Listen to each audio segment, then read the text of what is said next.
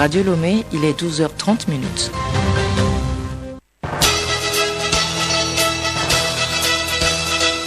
Le journal Hélène Assabi.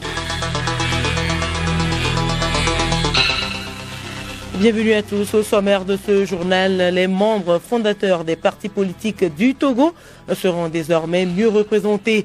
L'avant-projet modifiant la charte des partis politiques a été adopté hier en Conseil des ministres. Les travaux présidés par le chef de l'État Faure Gnassingbé on porte également sur le projet de décret portant attribution, organisation et fonctionnement de la radio et télévision du Togo, RTVT. Le peuple malien rend hommage à son ancien président Ibrahim Boubacar Keïta, décédé dimanche dernier à Bamako. Ibeka sera inhumé aujourd'hui dans un cadre familial. Un deuil national de 3 jours est décrété dans le pays à compter de ce vendredi. Et puis sport football, les championnats nationaux de D1 et D2 amorcent un nouveau virage ce week-end. En première division, il se dispute la 9e journée, tandis que la 2e division égrène son 7e acte. Les différentes combinaisons à suivre dans ce journal.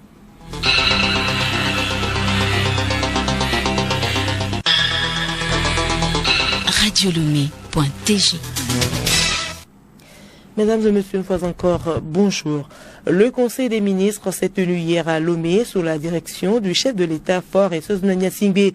L'équipe gouvernementale a adopté 2 avant-projets de loi, un projet de décret portant attribution, organisation et fonctionnement de la radio et télévision du Togo, RTVT, et écouté 2 communications. À l'issue du Conseil, le ministre de la Communication et des Médias, porte-parole du gouvernement, professeur Akoda Yewadan, lors de la conférence de presse, donnait des précisions sur certaines décisions prises.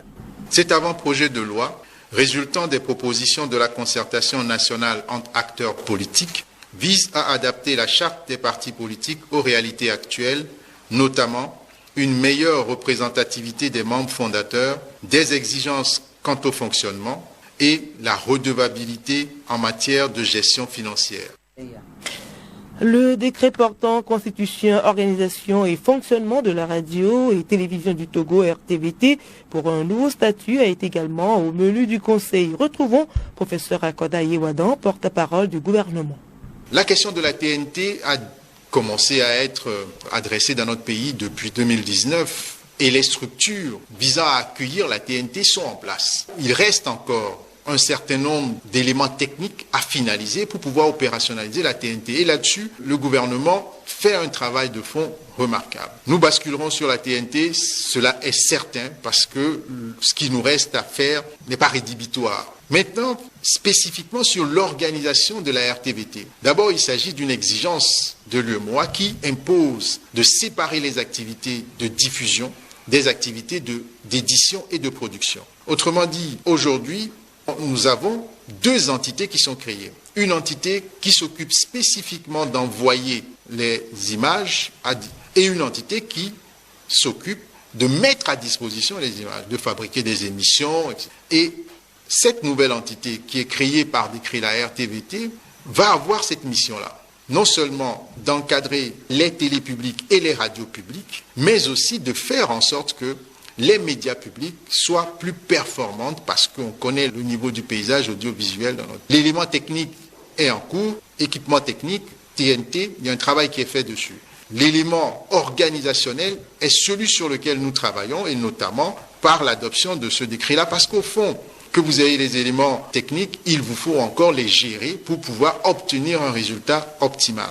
Donc, sachez que l'État met des moyens importants pour moderniser les médias audiovisuels publics et normalement, vous ne devriez pas être loin de constater les effets de ces efforts. Alors, la partie textuelle est réglée. Maintenant, l'implémentation de ces textes-là va prendre du temps. Nous avions anticipé, il y a eu un audit qui a été réalisé sur tous les médias publics et c'est sur la base de cet audit-là que le travail est en train d'être réalisé. Nous avons une grille de travail qui est sérieuse et qui nous permettra d'atteindre nos objectifs. Nous avions fait un audit et cet audit-là nous a permis d'identifier les niveaux de besoins que les différentes structures auront à régler avant de pouvoir fonctionner correctement. Donc il va y avoir dans les jours à venir des mouvements importants que l'État accompagne évidemment. Donc n'ayez crainte, l'État se tient à côté de ces médias pour compléter l'information de nos compatriotes. Le Conseil a aussi écouté une communication sur l'inclusion financière. Le taux de bancarisation strict dans notre pays, c'est-à-dire le nombre de personnes ayant un compte en banque, on est à 27% rapporté au pays. Mais lorsqu'on élargit au secteur des services financiers décentralisés, on se retrouve à plus de 80%. Cela voudrait dire que nos compatriotes touchent du doigt les réalités de l'inclusion financière. Nous avons, au-delà des éléments classiques d'évaluation de ce type de projet, notamment les statistiques que nous avons, il y a d'autres éléments plus concrets que vous pouvez identifier pour mesurer l'impact de l'inclusion financière dans notre pays. Je vais vous citer là aussi un exemple. Depuis 2020, il a été initié un nouveau produit qui s'appelle Nkodede, qui permet aux bénéficiaires d'avoir un crédit autour de 5 millions. Mais ce produit a une particularité. Il permet de faire la jonction entre la finance inclusive classique et la banque. C'est-à-dire que lorsque vous rentrez dans ce système-là, vous êtes d'abord bénéficiaire des crédits tirés des services financiers décentralisés, mais une fois que vous avez fait vos preuves, vous pouvez basculer dans la finance classique. Et nous sommes dans la sous-région le seul pays à avoir réussi ce basculement. Et ce basculement est d'autant plus intéressant parce que les mesures actuelles, d'abord, le montant a été élevé à 10 millions et les mesures que nous avons nous permettent de voir que les taux de remboursement sont très intéressants, autour de 84%. Et nous quittons la présidence de la République pour l'Assemblée nationale où Mme Yawa Djigbodi Tchegan a échangé hier avec l'ambassadeur résident de la République de l'Inde au Togo, son Excellence Sanjeev Tandon. Les discussions ont porté entre autres sur la coopération bilatérale et la diplomatie. Sanjeev Tandon au sortir de l'audience. First of all, I am deeply honored and privileged for this opportunity to call on Her Excellency, the President of the National Assembly, and it has been 6 months since I have been to Togo. Je suis très honoré pour cette invitation. Il y a de cela 6 mois que je suis arrivé au Togo et la première fois que j'avais rencontré la présidente de l'Assemblée nationale lorsque je devais présenter mon cahier de charge au président de la République. Alors à cette rencontre, nous avions discuté des différents domaines de collaboration et de partenariat avec la présidente de l'Assemblée nationale. Nous avons aussi parlé des renforcements des capacités dans le secteur de l'éducation nationale et de recherche. On a aussi discuté de la coopération entre le Togo de par le passé, par laquelle il y a eu des étudiants togolais qui ont étudié en Inde et parmi lesquels il y a eu 3 qui sont présentement à l'Assemblée nationale. Nous avions discuté de la coopération au niveau de l'éducation, au niveau de la santé, de l'agriculture, de l'industrialisation, mais aussi toutes ces coopérations dans ces domaines différents peuvent aussi nous amener dans une collaboration au niveau du Parlement pour des échanges entre nos deux pays.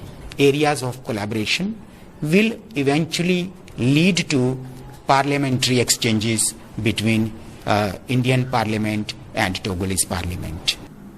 Après l'audience, la présidente de l'Assemblée nationale a pris part à une réunion virtuelle entre l'Organisation internationale de la francophonie OIF et l'Assemblée parlementaire de la francophonie APF. Objectif, redynamiser les relations entre les deux institutions, explorer les pistes de collaboration entre le système des Nations Unies sur les questions d'intérêt commun, notamment la santé maternelle, infantile et néonatale. Écoutez Radio Lomé sur le web, sur le www.radiolomé.tg. Première réunion du cadre permanent de concertation ce vendredi à Lomé, créé par le gouvernement suite aux propositions de la concertation nationale entre acteurs politiques tenue du 19 janvier au 13 juillet 2021 à Lomé. Les travaux ont été ouverts par le ministre d'État chargé de l'administration territoriale, de la décentralisation et du développement des territoires, Payadoa Boupessi. Nous y reviendrons. Et justement, voici un communiqué du ministre d'État, ministre de l'administration territoriale, de la décentralisation et du développement des territoires. Compte tenu de la forte propagation de la pandémie à la Covid-19, due au variant Omicron, caractérisé par une contagiosité inégalée. La célébration du 48e anniversaire de l'attentat de Sarakawa sera célébrée cette année comme suit. À Sarakawa, 24 janvier 2022, 15h37, dépôt de gerbes au mausolée de Sarakawa par son Excellence, Monsieur le Président de la République. Ne sont invités à cette cérémonie que les personnalités suivantes.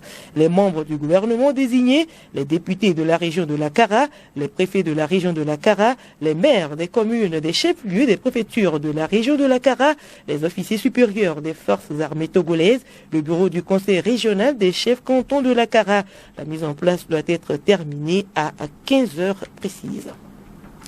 Le secteur de l'artisanat dispose désormais de guides d'information et de livrets de fiches métiers. Ces documents, conçus avec l'appui financier du programme pour le développement économique et durable de GIZ, ont été remis hier au ministre en charge de la formation professionnelle et technique. Le directeur de la formation technique et de l'apprentissage, Nico Jean, situe le contexte de la cérémonie. Pour mieux appréhender les raisons du manque d'intérêt des jeunes pour leur orientation vers la formation professionnelle, le ministère a conduit une enquête. Et cette enquête a révélé une mauvaise représentation et un manque d'informations pertinentes sur le système et ses offres de formation. C'est dans ce souci qu'elle est l'initiative de l'élaboration et de production de 2 outils de sensibilisation à la formation professionnelle et technique en matière de la formation professionnelle et de l'insertion des jeunes. Selon le représentant du directeur de GIZ Togo, Dominique Bernadi, ces documents ne constituent qu'une étape et il est important de se servir de tous les canaux technologiques.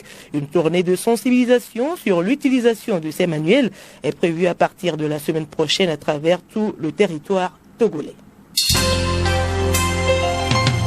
Le journal Hélène Assabi. À l'étranger, au Ghana, un camion transportant des explosifs a sauté après un accident de la route hier dans l'ouest du pays.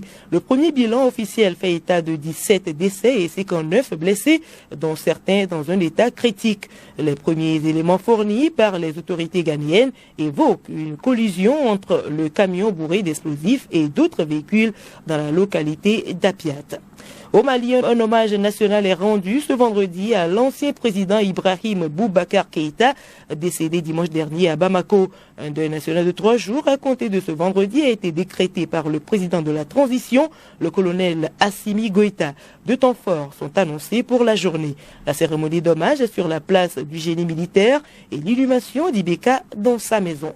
Toujours au Mali, les vols de la MINUSMA, la mission des Nations Unies dans le pays, peuvent reprendre. Ces appareils étaient cloués au sol depuis lundi dernier du fait de la réorganisation du processus d'approbation des vols de la mission onusienne par le gouvernement de transition. Et puis, dernier jour de campagne ce vendredi au Sénégal, avant les élections municipales et départementales de dimanche prochain. Près de 6,7 millions d'électeurs sont appelés aux urnes. C'est le premier scrutin depuis la réélection du président Macky Sall en février 2019. Un scrutin test pour la majorité comme pour les différentes coalitions de l'opposition.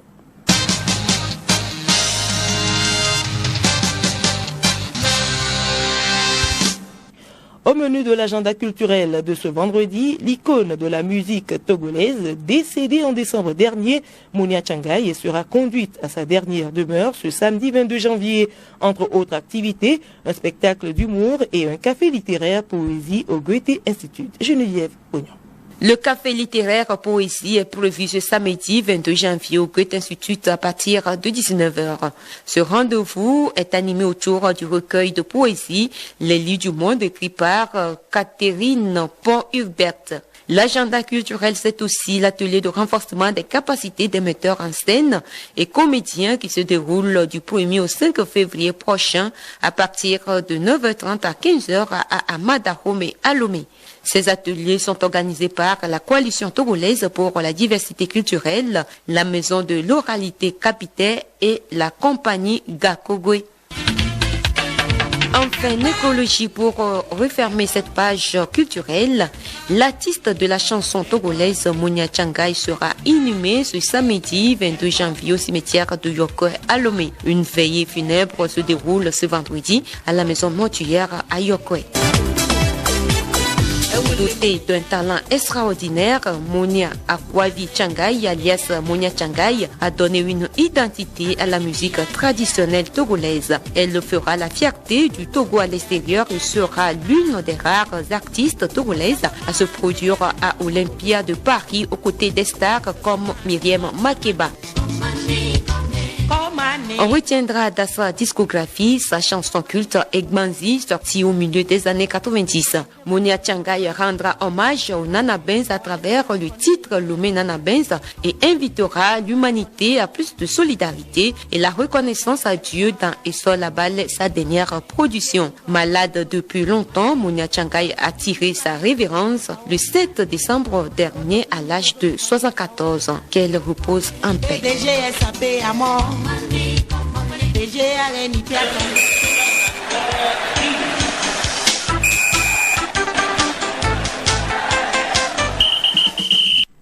Sport football, c'est cet après-midi à Douala au Cameroun que sera effectué le tirage au sort du tour préliminaire des éliminatoires de la prochaine CAN Côte d'Ivoire 2023. 12 pays sont concernés sur le plan national. Nouveau virage ce week-end des championnats nationaux, tandis que la D1 joue sa 9e journée, la D2 aborde son 5e épisode. Sibi Larson.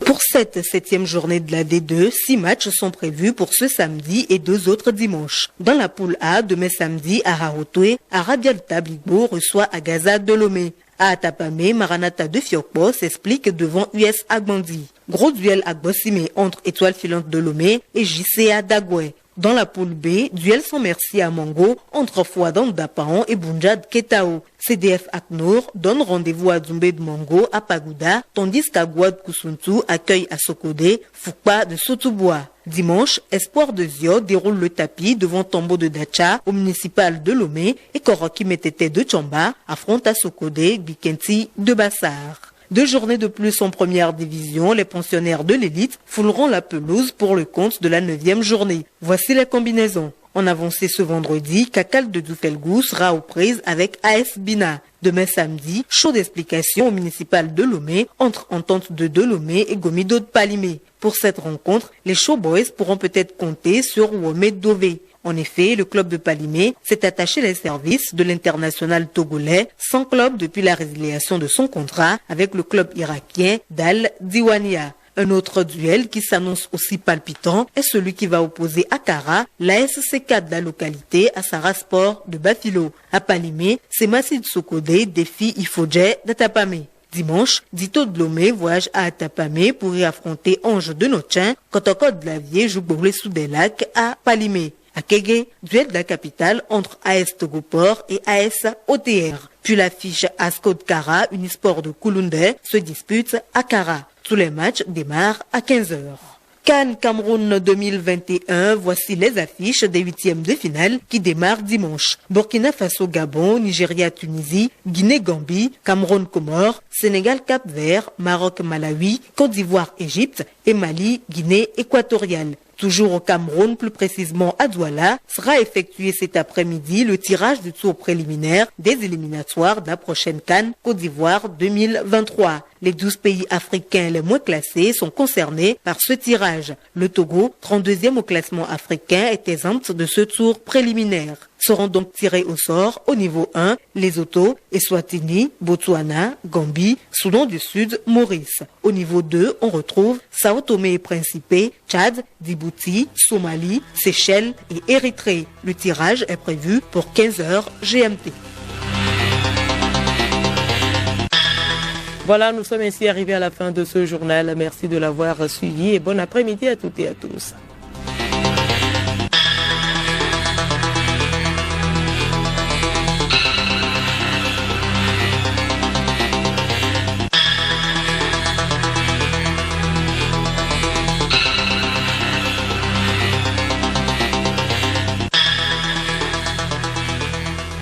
Radio Lomé.